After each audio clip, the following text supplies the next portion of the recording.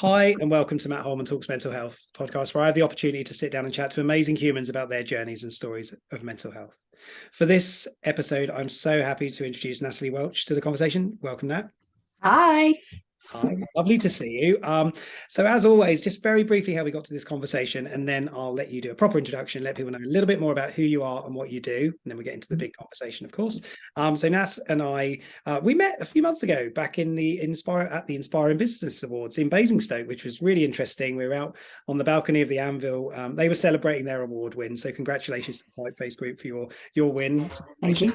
They were helping to commiserate us for not winning a prize, but it doesn't matter because it was all about being there and participating. So, but we got chatting and then realized there was a journey and there's a connection, mutual connection, which is we've both had the opportunity to deliver TEDx talks. So that was amazing. And then since then, we've been organizing a time to get this done. So we're here today together. Thank you for joining me, Nat. Do a brief introduction to yourself and let people know a little bit about you. Well, thank you for having me. So I'm Nat Welch. I'm co-owner of the Typeface Group. We are a B Corp marketing agency, specialising in comms and SEO. I'm also a strong woman. I sit on the Inclusion Advisory Board at the Hampshire FA as Vice Chair. I'm a solo parent. So I've got quite a few strings to my bow. Excellent. And no doubt we're going to delve a little bit into some of those as well as we go into the conversation. So thank you again for joining. As always, for the guests, I just want to throw out one big question. Your story, your journey with mental health. There you go. Take it and flow with it as you will. I have had a roller coaster of a journey with my mental health. I think the first time I recognised my mental health was poor was probably in my 20s, where I was in the crux of controlling everything that I ate, exercising like a demon to try and work off all the calories that I ate. I was in relationships that weren't that healthy because I didn't value myself. I got quite lost. I was in quite an abusive marriage, mentally and financially. Had a child because that always helps. And then my mum was diagnosed with terminal cancer. So all of a sudden I had all this stuff piling up. And as I've discussed with you, I was always known as the strong one. Nat's strong, she can deal with things. And so all this stuff was piling up, and I didn't think I could reach out and ask for help until I got to a point where I couldn't do it anymore. I just didn't know what to do or turn. My mum, who was one of my best friends, was dying. And I'm like, how do I live this life without her? My marriage was getting incredibly worse. And I had a child that I had the responsibility to try and keep safe and to teach what a healthy relationship looked like, but I didn't know how to leave. I had prior to that also been through three life-saving operations to just keep myself alive, thanks to congenital things. So I blame my parents for those. Nothing I could have done or chosen, but I had a brain tumor which left me deaf in one ear. I've had half my bowels removed because they were twisting, so they weren't formed properly. They're minor things that could get fixed, but what I realized is my mental health was Quite not major. Yeah, they're quite major. They were just thrown in for good measure. My mental health, there was no one there to help with that. So whilst I was physically getting fixed for these physical problems, my mental health was on the decline. And so eventually I went, I need help, and went to therapy. Okay. This was in my 30s by now. So quite a lot had happened prior to that. And it was probably the best thing that I did was go. It was one of the hardest things that I have done. But through my therapy, I became a redhead. I left my marriage because one of the things my mum wanted to see from me and my sister before she passed was that we were both happy. Right. And I knew if I didn't, I was always going to wait until she went because I couldn't cope with both. But I realised she needed to see that before she went. And so I left my marriage. I grew the business with Polly. Also was running a business during this time. I solo parented my son, and then was in a position where I sat with my mum and held her hand as she passed, which I don't think I could have done if I hadn't, 3 years prior to her leaving this planet, put in some really hard graft to build up my self-worth, my value, my strength in the way that I should have built it in the first place, which was that I can also be vulnerable. I'm allowed to have boundaries. I can say no to things. I can ask for help when I need it, which I still need to work on.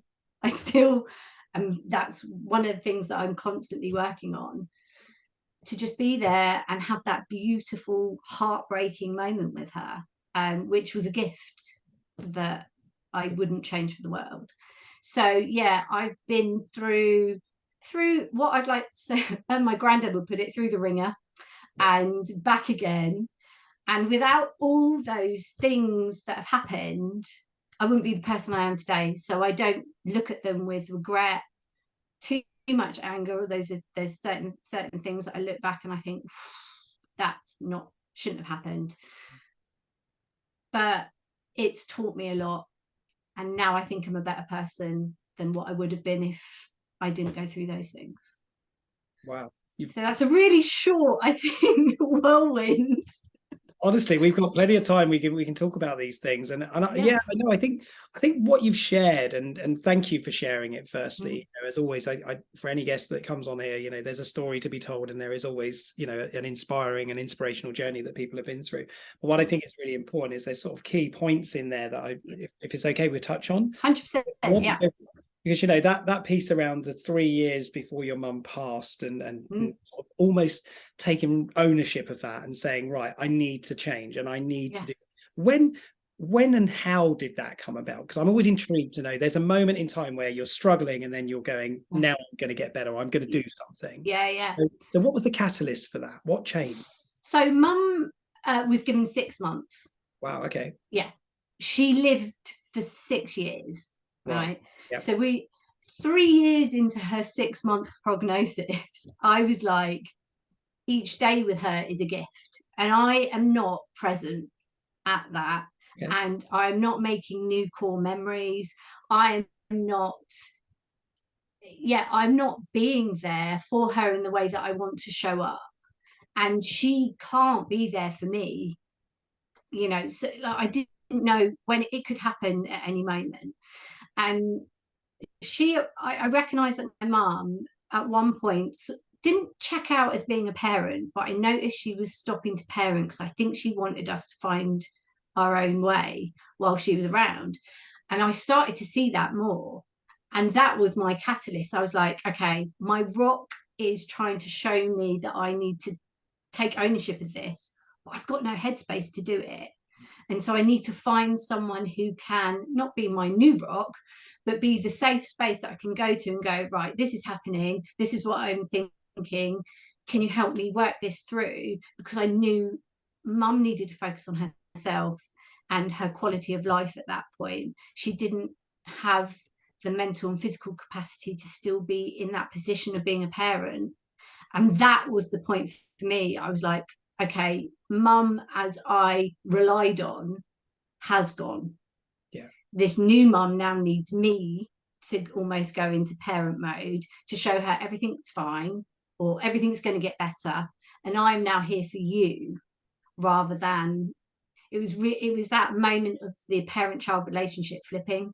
Okay. That I was like, I know, not that I wasn't being a grown-up, but almost in my head I was like, what would your mum do right now if this was her? Yeah. And I'm like, I'm going to therapy. I need help. I have been on antidepressants previously in my life, and I knew that wasn't a route I necessarily wanted to take right then because of the impact that it had on me. I felt very foggy. I didn't feel great on them. So I was like, I'm going to try this first before I necessarily have any chemical interaction, which I know can work for some people. And by this route, I have managed to so far not have to need any pharmaceuticals to help me, which I'm quite proud of, because I know that what I needed was my full brain function. Yep. And when I've previously been on them, it's kind of makes you laser focused, but I had too many things that I couldn't then focus on. So that was my choice. So yeah, it was that parent-child relationship flipping that was the catalyst for me.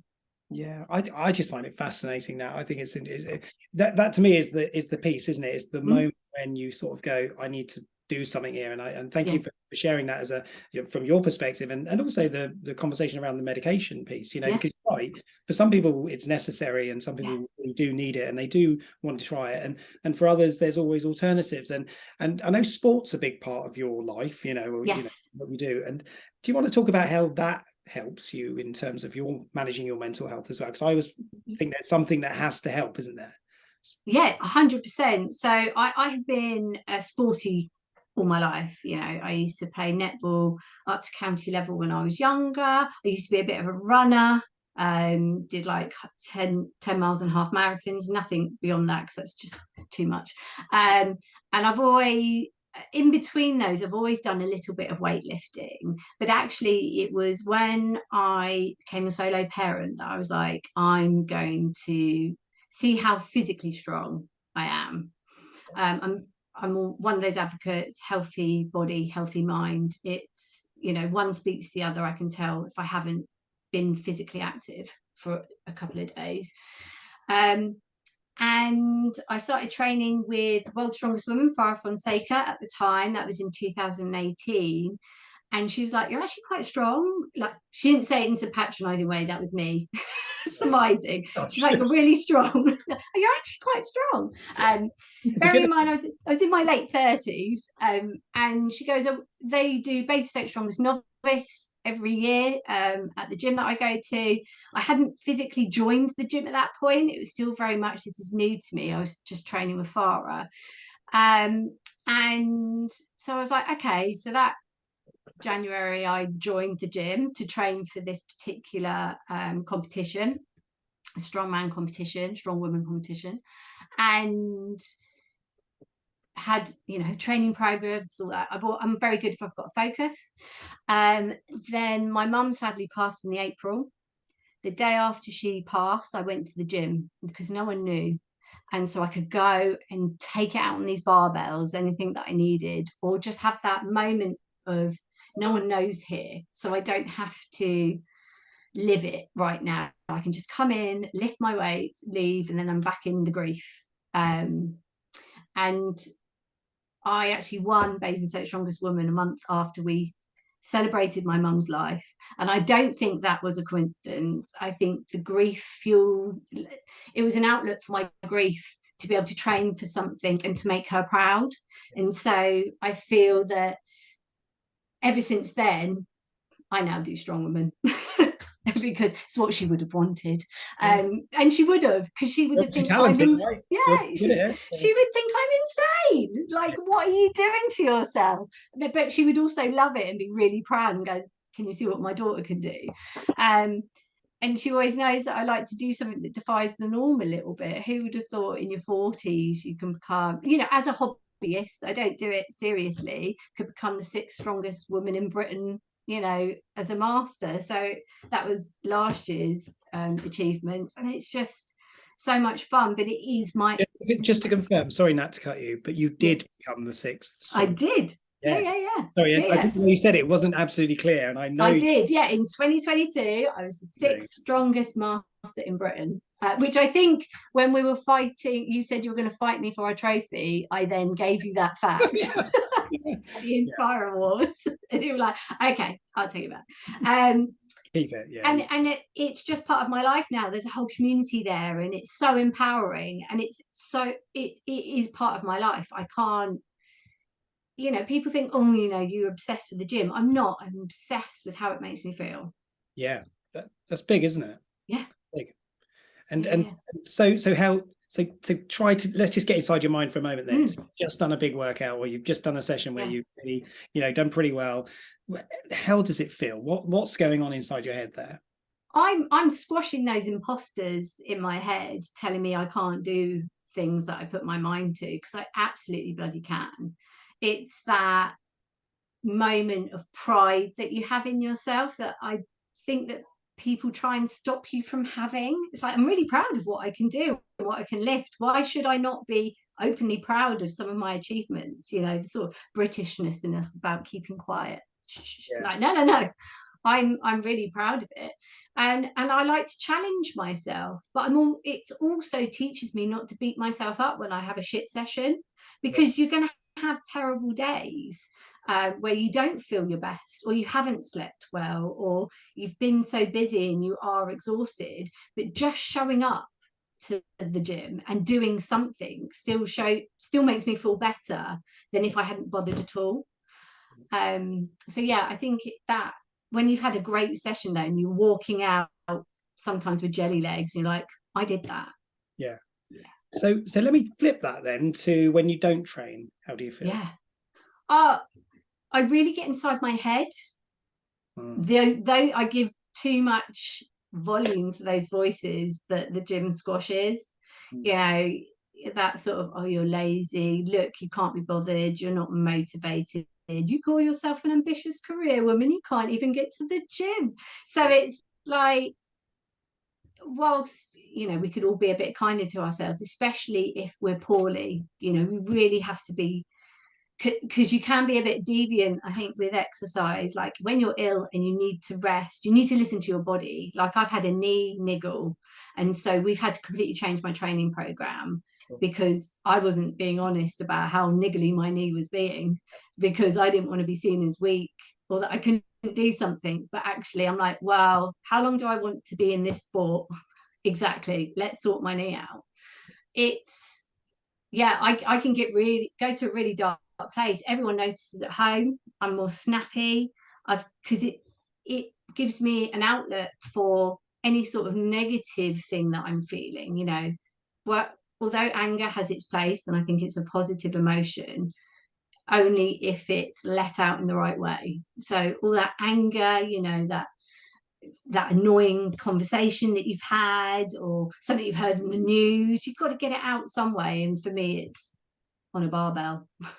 On a barbell. Yeah. Yeah, staying out the way. Yeah. I think that's brilliant. And I think that's nice, because I think for people to understand the balance between doing and not doing activities, and we get it, we all do. I think we all understand the difference. And I've seen that personally over the last few weeks in particular, you know, where I have been doing things regularly, which makes me feel great and motivated and positive, and all those wonderful things that came with that or come with that.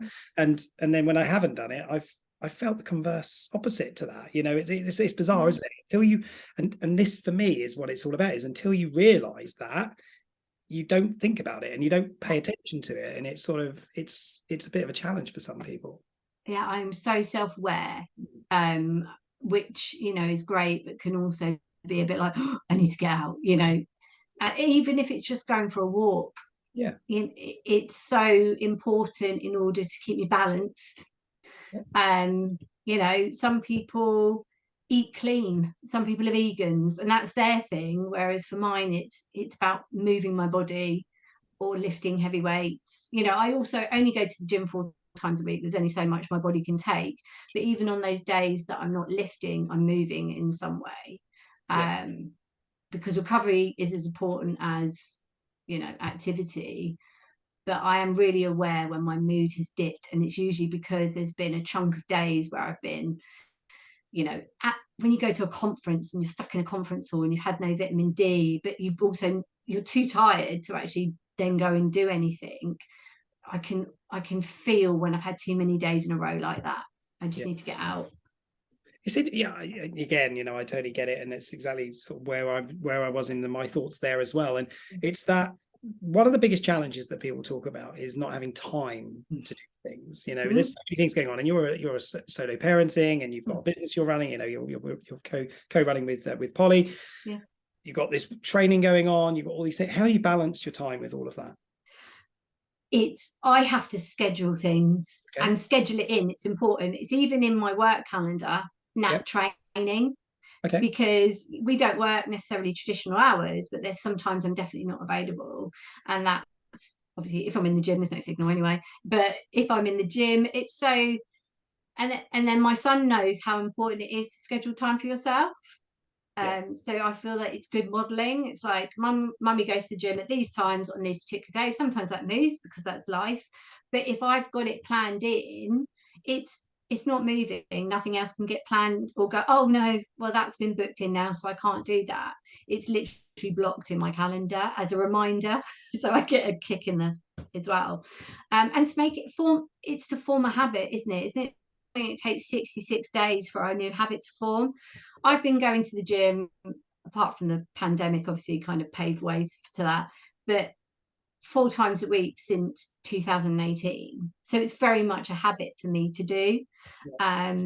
So yeah, it's scheduling it in, you just, and making it a non-negotiable. That's what I love. Yep. I love that, because that is so important. And I talk all the time about, these are not luxuries we'd like to have. No. They have to be necessities, need, have to haves, because the first thing we sacrifice often is the stuff we need. Yeah. It's like I've got therapy every other Tuesday at 1:30. It's in the work calendar. Natalie's out of the office every other Tuesday. It just is what it is. I think that's great, and I think that's the way we want the future to be, isn't it? Is everybody can control, of course, within the work parameters and working hours and everything else. We're not trying to break the mold of where work. No. But what we're trying to establish is a better behavioural set, which says we need everybody to be healthy and well, and we want people to be healthy and well, which means also encouraging people to take time for those activities. And if only the managers or the people who run the businesses knew the value of helping to do that versus why are you not in the office? Why are you not online? Why are you out, doing things? Yeah. I think that will change, right? So I think modeling behavior is so important. It's great that you can have flexible working policies, access to therapy and mental health services. But if you're not showing that you use them yourself as a leader and management, your team are not going to actually see the permission that they've got to go and do it for themselves. So I think it's so important for the management and leadership who are using those services to speak about it loud and proudly, because it's the only way that your team are going to really get permission that they can go and do it. We have personal days that people who don't really need a holiday, they aren't poorly, but they just need a day off for whatever reason, that people can take. Just send me or Polly a WhatsApp so we know you're not available. No questions asked, apart from, okay, but if there's anything, just let us know. And because sometimes you just want to lay under your duvet and watch Netflix all day, but you're not ill and you definitely don't want to waste your holiday on it. So, and Polly and I have taken personal days because shit has hit the fan at home and we just need a day off, but it's definitely not a holiday that we're having. Yeah. It's usually anything but. And that's it. Again, Polly and I have modelled that to kind of show the team it's not a stigma if you have one of these. Yeah. And that's really, really important as well. And you're doing exactly that. And that is by putting those things in your diary, by giving and enabling people to do the same things. That's a powerful thing. That's the role modeling well-being and the behaviors of well-being that I think a lot of people struggle with. Yeah. You don't want someone showing up to work, whether that's physically poorly or with poor mental health, because they're not going to give you your best. So if you can give them the time to go and do what they need to fill that cup, and that might be walking around town, that might be going to the gym, that might be scrolling for hours on Facebook, whatever they have to do, no judgment, they're going to come back the next day feeling so much better and more loyal to you because you've given them some time. It's so important. And to get to this, you've been through a hell of a journey. A lot of things have happened to bring you to that place. So we're almost towards the end of this, so a few more minutes to go, but just want to sort of tune in just a couple of things. Firstly, I want to ask, how are you doing at the moment? How would you define your mental health right now? I would say, so my therapist went away for the 6 weeks holiday and I saw her for the first time on Friday, and I definitely could do with more sessions. I would say I'm a solid 7. Okay. Because my son started secondary school and there's interesting things around that. He's been absolutely brilliant, but I'm still quite on high alert for him to come home having not had a brilliant day. So that's me more than him, because he's been a legend. So I think I've been better, but I'm acknowledging things. I have great support system around me where I can go, do you know what, I just need to go for a walk, or I'm switching off, or whatever. I'm prioritizing my sleep and my gym and all those things during this whirlwind time. So I've been better, but I'm capturing it and capping it at a 7 and just taking each hour as it comes. And that's the fluidity of it, isn't it? It changes. And it's obviously it's very subjective to how you feel in those moments, depending on all things that are going on around you. So, no, I appreciate. You know, 7's a good number, so I'm cool with that too. But that's good to hear. So, as the final parts of this conversation, just sort of throwing over to you to ask you anything you want to share with people to sort of motivate them or inspire them or say to them, you know, whatever you want to say, any messages or any quotes. I always like to hear people's favorite quotes or sayings, mottos. I sort of threw that in there as a curveball, although I do ask it in everyone. So throwing those as a regular curveball. Final thoughts for you. What would you like to share as a final thought for people? And anything else you want to add?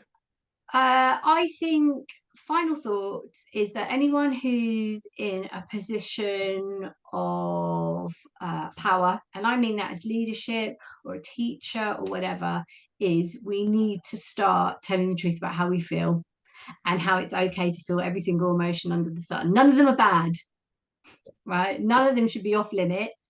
There are definite paths of which we can focus some of them better. Anger being, I suppose, the most obvious one. It doesn't have to come out as aggression, it can come out as other things. Like when I'm angry, I cry. Okay. Big ugly tears. You know, it's just the way I deal with it. So I think there's that openness and trust that we need to build if we're in positions of power, to allow people to be more open and honest and bring their true selves and tell us when things aren't great. A quote that I've heard recently that I quite like, it used to be fake it till you make it, but they've changed it. It was Roxy Nafusi to fake it until you believe it. Okay, interesting. I like that. Yeah. So, you know, where you want to be, I'm not saying be fake about it, but live it until you truly believe that's where you are and what you deserve. So, yeah, I think we all need to look inwards ourselves more and believe in ourselves more and our intuition and our value and self-worth, because that radiates. And everyone else would feel it and think, oh my God, they're living like that. I want to live like that too. And then before you know it, you believe it. And so it makes everything, I'm not saying it's rose tinted glasses, but it makes everything easier to deal with, because you can sit there and go, okay, right, is this situation that I just need to get through, or is this actually who I am? And 9 times out of 10, it's just a situation you need to get through. So yeah, that's a phrase that I've really liked. Fake it till you believe it. But yeah, I feel that we've got more influence than we believe, and so we need to start tapping into that. Amazing. I love that. And I do really genuinely find that really interesting as a thought and a concept as well. So, and especially with things, you talked a little bit about imposter and, you know, challenging thoughts and those voices and those things that are happening in your head. And, you know, and I think that's so true, isn't it? We try to push ourselves down too often, and actually we should be helping to lift ourselves up sometimes. So more strength to you, and, you know, being unique and, you know, with the red hair, I love it. For anybody that's watching this, you know, it's incredible because you're definitely standing out. You're unique. You're your own personality, and you know, and behind all of that, you've been through a whole journey, and you know, the journey continues. Right? I'm sorry to say, it's not finished. Always, yeah, it continues. But I feel I've got more in my backpack than know how to deal with what comes up. So definitely, yeah. Amazing, Nat. Thank you so much for doing this. That's really okay. It's been lovely to sit down and listen to you. You've got your TEDx talk out there as well, so I'll drop that in the links to this as well for anybody that wants to go and listen to you talking a little bit more about some of the experiences you've been through and the power and passions that you have. So just huge thank you from me. Thank you so much for doing this, and I look forward to catching up with you very soon. All right. No, absolute pleasure. Thank you for having me.